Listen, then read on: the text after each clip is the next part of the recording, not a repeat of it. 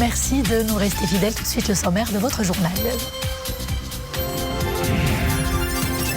Le Maroc qualifié au 8e de finale de la CAN 2021 qui se poursuit au Cameroun. Billet décroché hier après avoir remporté le deuxième duel face aux îles Comores.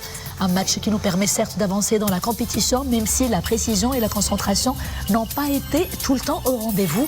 Même coach Vaïd le reconnaît, il dit vouloir rattraper les lacunes.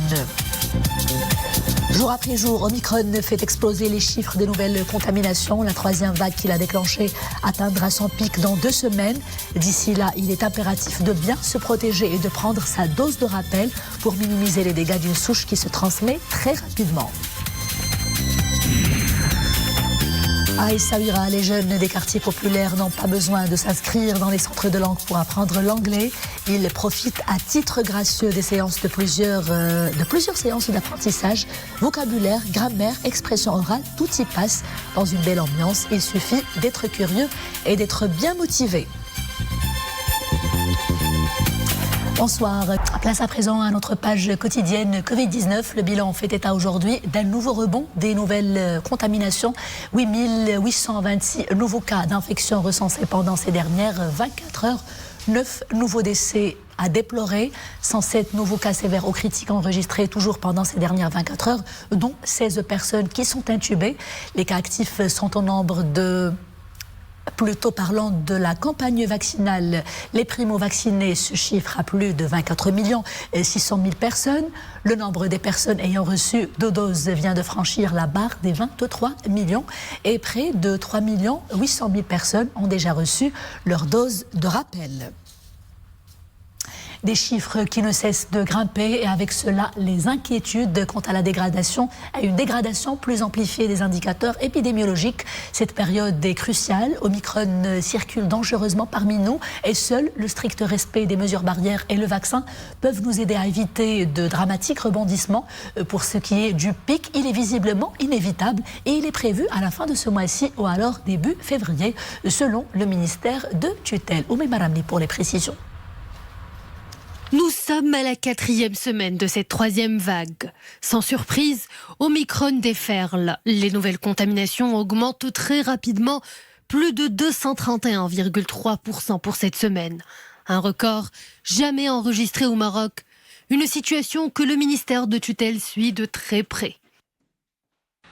Nous évaluons l'évolution de la situation épidémiologique chaque semaine. Le pic est attendu à la fin du mois courant, au plus tard début février.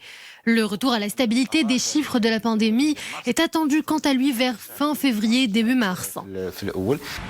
Un pic qui annoncera le début de la fin de cette 3e vague. Pour pallier aux ravages d'Omicron, les autorités sanitaires ne lésinent pas sur les moyens.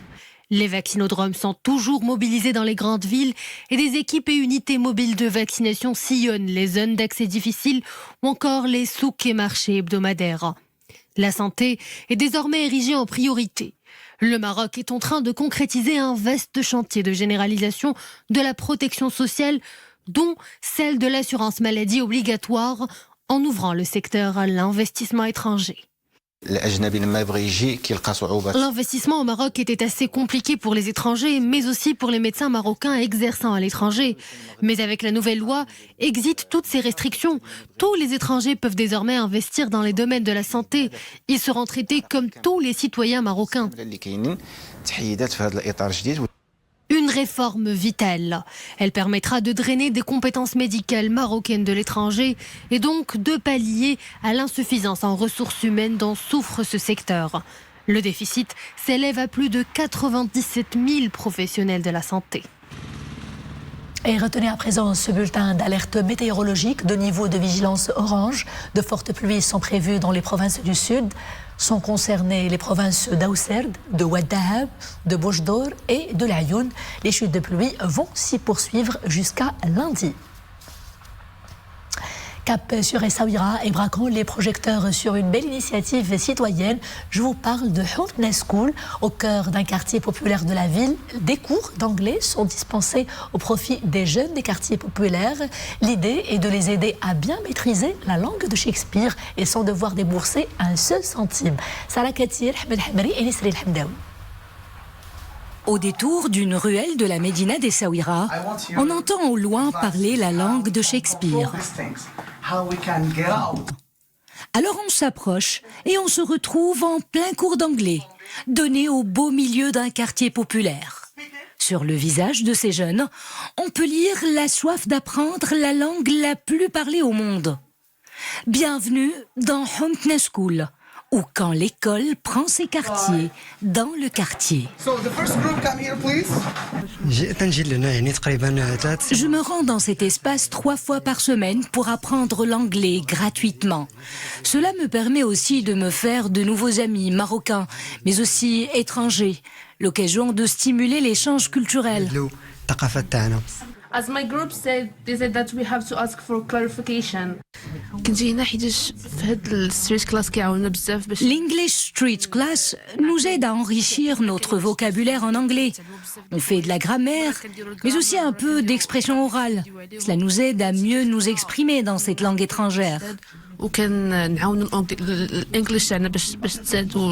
Derrière cette initiative citoyenne, de jeunes bénévoles marocains, membres de l'association Harouni de développement et de solidarité d'Essaouira. Le but est de faire goûter aux habitants des quartiers populaires un bouillon de culture pour revigorer les esprits.